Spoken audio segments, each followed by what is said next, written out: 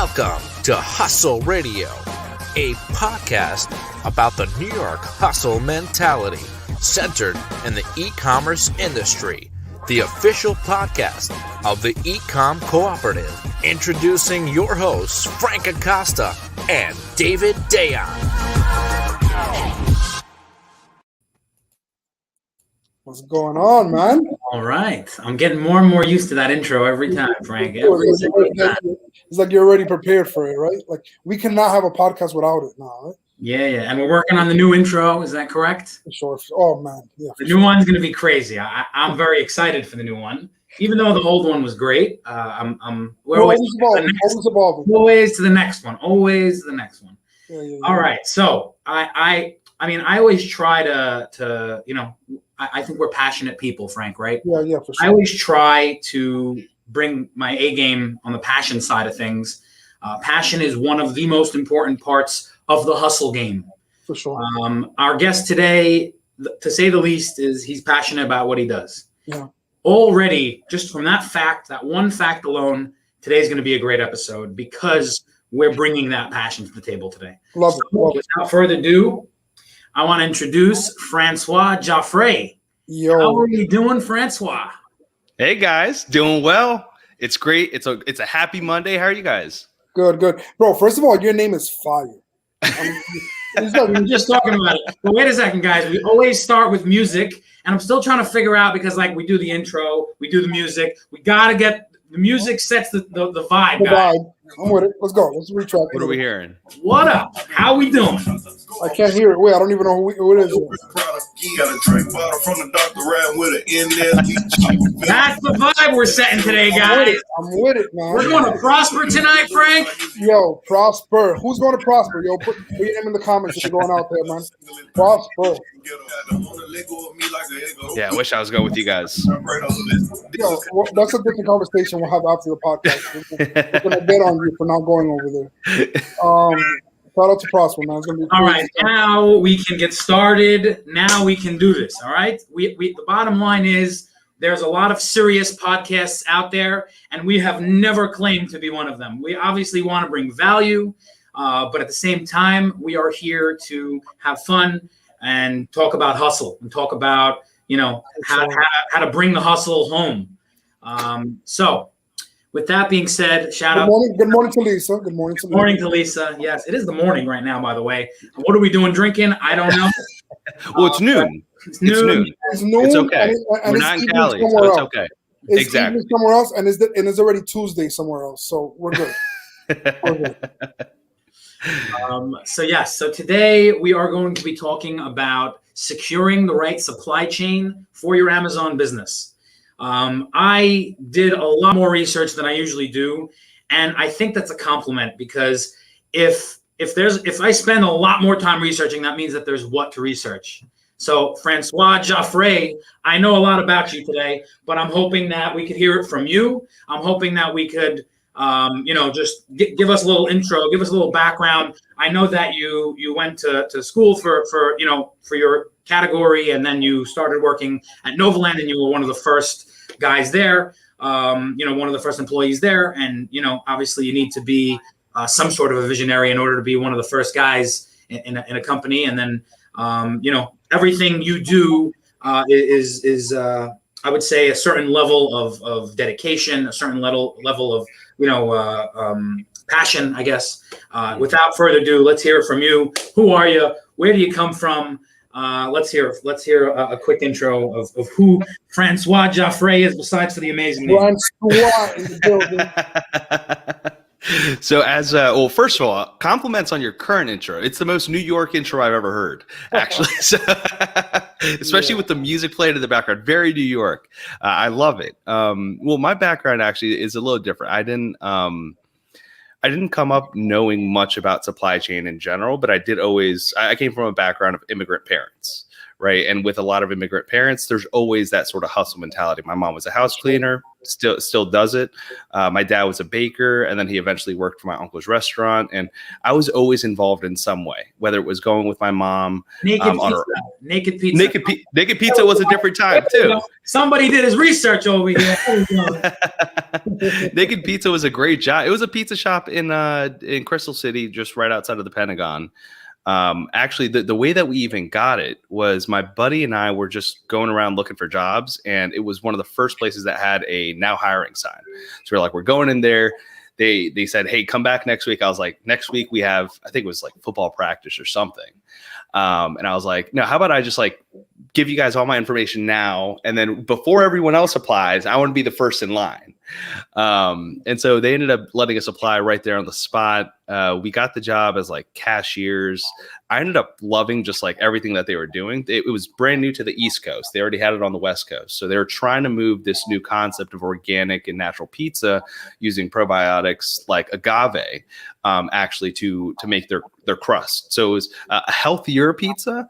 And they had a lot of different styles, but they let me work on the line in the kitchen. I eventually moved my way up to being a part-time assistant manager, and I got to work with like their marketing team. And I was only like 17 at the time, but I was like, I mean, if I could just work harder than everyone else here, I can guarantee I have a job every single week. You don't choose when you start the hustle life. The hustle life chooses you. So that's a good way to put it. Yeah. It's no surprise that you started from young, as a lot of them do. But Frank, let's just get some thoughts on that name. You're a big name and brand and vibe guy. What do you think of that name? Naked Pizza. I love it. I think that it's like, it's unexpected and it's memorable, right? Like there's something that just like you remembered it, David. I didn't forget it. Yeah, I didn't forget it. Yeah. So anytime you can build something memorable and that people don't remember, you're already going the right way, man. So big kudos. Yeah. To you. I mean, we had some people from corporate come down, and they're like, well, we have to make a motto, or we have to make like a slogan or something, because this, we could be as educational as possible, but we're like, well, let's get naked. Why not? Right? Like, let's go get naked pizzas. Let's get naked. And so they ended up printing that on like all the t-shirts, and we had like photo shoots in the new store, and we helped them expand into like Washington. And then we had Let's Get Naked events and fundraisers. It was fun. I mean, overall, it was like a really, really good positive environment. I think it still is today. I haven't kept up with them, but I mean, especially being so young, finding something fun, something exciting, and something challenging, I think, is the most important part. If it's not challenging, you're going to lose interest really quick, no matter where you are. Well said. How did you get started in, like, how did you go from there to the next step? Yeah. Well, it was college after that. Well, first I considered going into the military because I did not. I hate school. Is the thing. To be completely honest, I don't hate learning, but I hate school. I'm very bad at test taking. I'm very bad at going into class every single day. I'm like, can we just take this whole class in like a month instead of 3 months? I mean, it just doesn't make sense to like have to go every single day at this exact same time. And so I didn't want to go to college necessarily. I did about 8 months of PT for the Marines with my buddy Ishmael at the time. And then we realized, well, shit, we got into some schools, and West Virginia seemed like a pretty good school and seemed like a good time also. And so I went there for computer science, actually, and tested out of a bunch of classes, came in with like 20 credits, I think, because I did a lot of AP, IB, dual enrollment, college classes when I was in high school too. As much as I hated it, I kept doing it anyways. And eventually got in at West Virginia University, did computer science for a while, realized I can't wrap my head around like these sitting in a room for like 16 hours and coding. And I thought that it was really good because it's really good potential. I had some friends that went into like Northrop Grumman, and it was like, okay, that's like a really good projection. And when you're coming from an immigrant background, you have a few options. You have like 3 options, I think. You have a doctor, a lawyer, or an engineer. Those are the only 3 options that you really, or owning your own business. So it's 4 options that you have coming from an immigrant background. Eventually realized that I hated it, went on to mechanical, and then went on to industrial. And the industrial is something I did fall in love with. That's something that I think that's where I found my passion in like problem solving. Not so much anything else other than problem solving. You get to learn like mechanical and electrical and civil and chemical. And you basically learn every type of engineering so you can tackle a problem head on and say, hey, I don't know about this electrical, but I know that there is someone that can solve this exact problem. Right. So it's kind of like the problem solving in engineering. And so a lot of it was like case studies. The tests weren't necessarily multiple choice A through E or anything like that. It was like, hey, this is a problem. How would you solve it? There's not a right answer. Now there's a right outcome, but there's not like a right answer to solve that problem itself. And so, yeah, I mean, that's something that, manufacturing had a big part in too, supply chain too. That in itself, like the fact that you don't know the right answer, you just have to figure out a way to get to this outcome. If that's not hustle, I don't know what is. I feel like I'm trying to dissect this a little bit. Like if you know you need to do something and you just know you got to get it done. I wasn't going to bring this up. I was saving this line for Lisa's episode because Lisa sent it to me. But I love it, and it's coming up, so it's coming up. I'll bring it up again during Lisa's episode. So basically, we have there's like a picture that Lisa sent me maybe a week ago, me and Frank, and it said, "Did you ever see a crackhead that doesn't have money?" Not get crackhead. No. Did you ever see a crackhead that doesn't have any money and say, "Okay, I guess I'm not smoking today"? No, he figures out a way to get crack. Yeah. So are you gonna let a crackhead out hustle you today? Crazy. And it's something that, like, obviously it just catches you by surprise, right off the bat. I think that, like, the point is, whatever it is, you're gonna find a way. This person in this example, they're gonna find a way to get crack, right?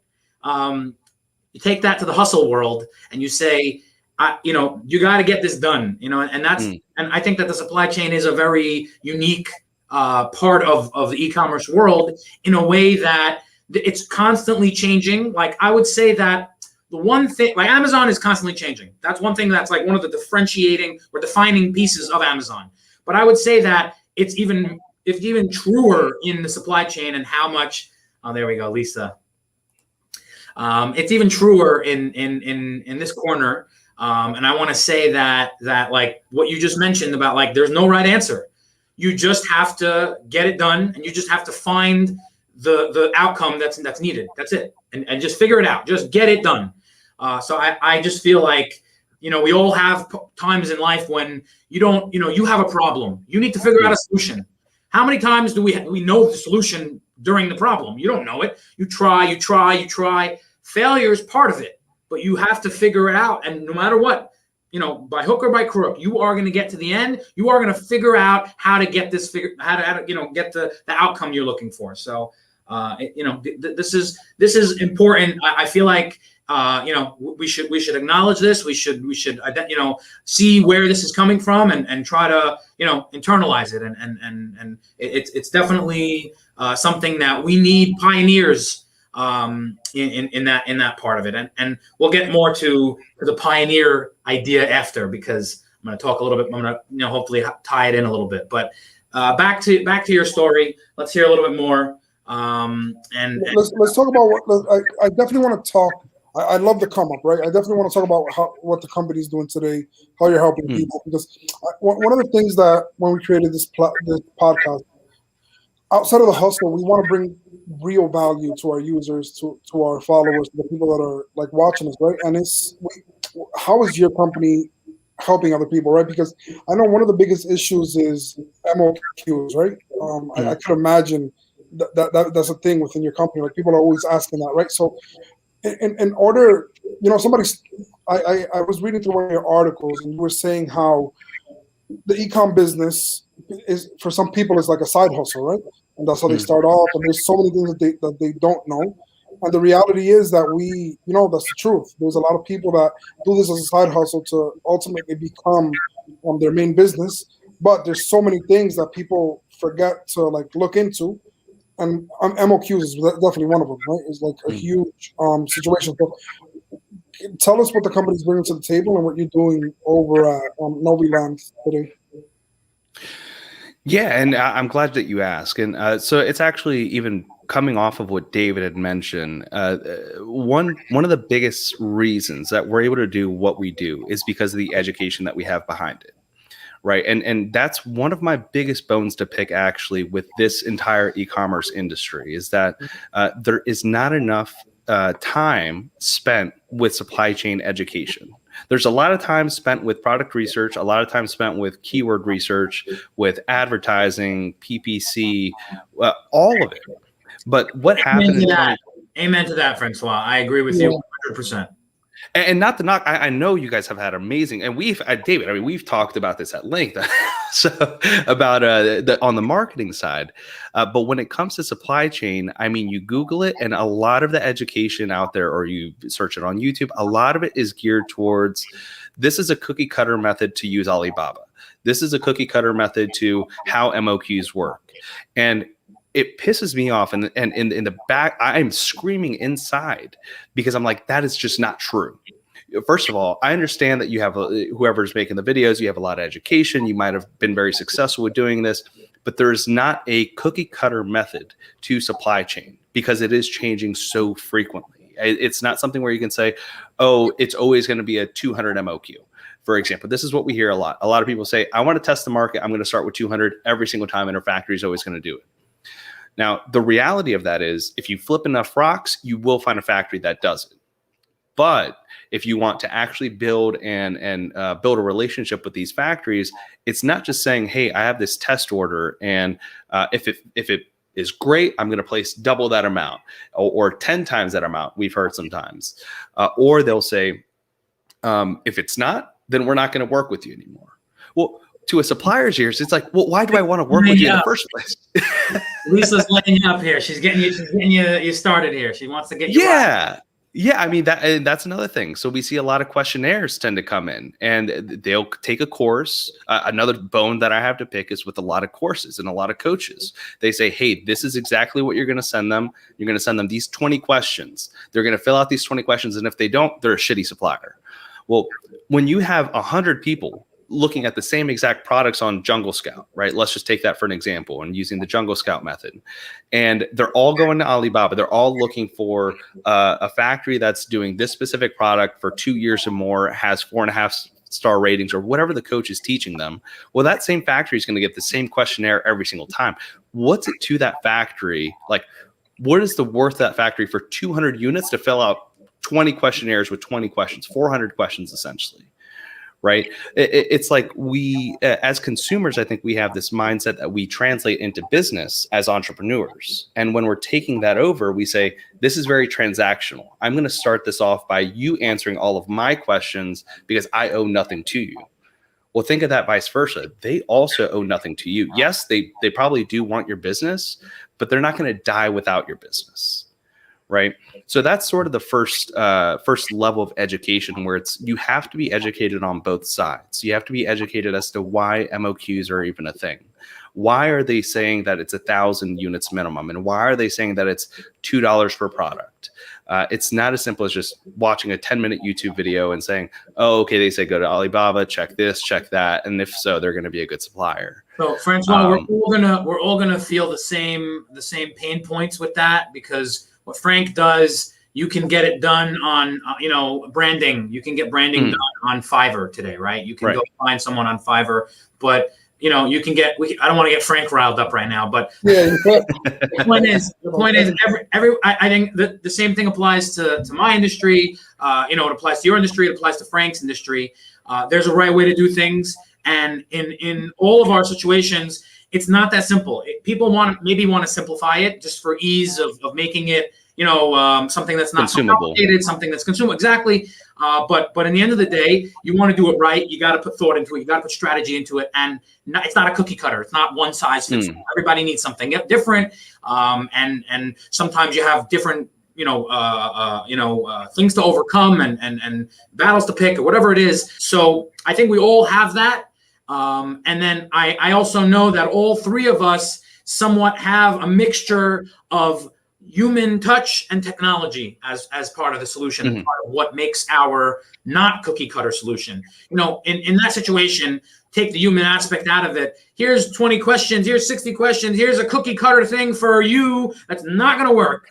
That's the time that you're saving the listeners now. That will not work. You want to get it done right. Maybe it will work for some. They're getting lucky. It's not because of the process. You want to trust the process. You want to have the right process. You have to look into the everything about it. Make sure you're doing it right. Make sure you have the right partner. Make sure you're dealing with all issues, and make sure you're ahead of the curve and not reacting to issues after they happen. So I think all three of us have that unique point, and I guess that's my roundabout way of saying, you know, Noviland has Noviland has, is it Noviland or Noviland? No, Noviland. We hear Noviland all the time too, but it's Noviland. Yeah. Noviland. So I read somewhere that who's coming up with all these names, man? Like this. I like it. Our founder came up with it. I'm gonna let him. I've never answered the question where it came from. I'm gonna let him, when he's ready, answer that question himself. He's probably somewhere within Narnia. It's like a cool name. It's a cool name. I love it. I definitely want to hear where it comes from. So, you're gonna come back to us with that answer, or what's the story? I won't sleep. Yeah. With enough tricks, you will. I'll let him answer it on a podcast whenever he's ready to actually answer it. There we go. That's what I call a good employee there. Amazing. Is everybody, we're going to cut that part out, David, or we'll send to all our employees? All right? I'm with it. Very good answer. I love it. But I mean, David, you were onto something great when it comes to everything does have that human element to it. And that is, to I guess, go back to your question, Frank, about what does Noviland do exactly? It is merge those two forms of human elements with technologies to simplify this very, very complex system. Right? In the supply chain, just like in every other business, there's different sectors to it. There's the freight forwarders that handle shipping, but there's also the shipping carriers that lease the containers out to the freight forwarders. There's the customs agents that actually get the products across through customs and submit all your documentation, both on the export and on the import side. There's the manufacturers themselves, but then with the manufacturers, there's different tiers. There's the trade agents, there's manufacturers representatives, and then there's actual manufacturers. But then with that, let's look at the upstream. Right? There's always the upstream and the downstream. The upstream, you get closer to the raw material source. The downstream, you're getting closer to the customer. So just looking at that as a river going up above, let's say this bottle, right? What has a lot of elements to it. The factory that produces this bottom piece may not produce this top piece, may not produce the components that go with it. So they may be partnered with other suppliers to actually get those products in. Maybe they do. Maybe they produce everything and they have all the molding and tooling. But there's so many different elements to it where even one SKU is extremely complex. And so we've worked with some of the Fortune 500s. They have a very different way of actually handling their procurement and their factory auditing, as opposed to a new Amazon seller that comes in with a very limited scope of knowledge when it comes to supply chain. So our job is really to educate them along the way. It's being realistic with it. It's, hey, if they want 200 units or they only have $1,000 budget, realistically, we can't help you. But this is why, and this is what you could do to get there. If you're having conversations with those on Alibaba, perfectly fine. We fully support it. We wish you all the best, and we'll be here to educate you if you have any questions about it. Right. But it's more than just being sort of that sourcing sector of your business. We also broke it apart, and our model is very unique in a different way. So when you're working with a sourcing agent, for example, they're wearing all these hats: the shipping, the quality control, the sourcing itself, the factory negotiations, all these different facets of supply chain. Well, we just broke that up within our business. So we have product specialists and factory specialists. Those are the ones that interact between our users and clients and the factories. We have our quality control inspectors. We have our logistics team that actually handles all compliance and export and import, make sure the duties are up to date. We look back to 2018 when we had the trade wars that started. Right. Well, a lot of companies immediately thought, hey, let's get out of China because this is extremely hard. Great strategy for the long term, But what a lot of them found out is it's not as easy when you try to go to Vietnam, for example, because their infrastructure is so much different. Their lead times. Think of this one consideration that I learned, I found very interesting. The labor force itself in Vietnam, we have a cabinetry manufacturer down there that moved from China to Vietnam. They have to hire twice the labor force in Vietnam, only because every 2 weeks when the workers get paid, some of the workers take a hiatus and they actually go out and party for about a week until they need money, and then they come back. So they have to have twice the labor force ready, and they have to circle them out every single time. Talk about work hard, play harder. Well, it's like, think about that when you don't know anything about Vietnamese supply chain, right? And that's why when I say like supply chain is so robust, it's robust in every country. It's robust in every facet, because there's service supply chain, and then there's actual physical product supply chain. And it depends on which country you're exporting from and which country you're importing to. And so we're passionate about breaking all these things apart, but making it simple for the clients and for the factories, realistically, just making it simple on both sides. So Francois, your passion is definitely spilling out of the camera.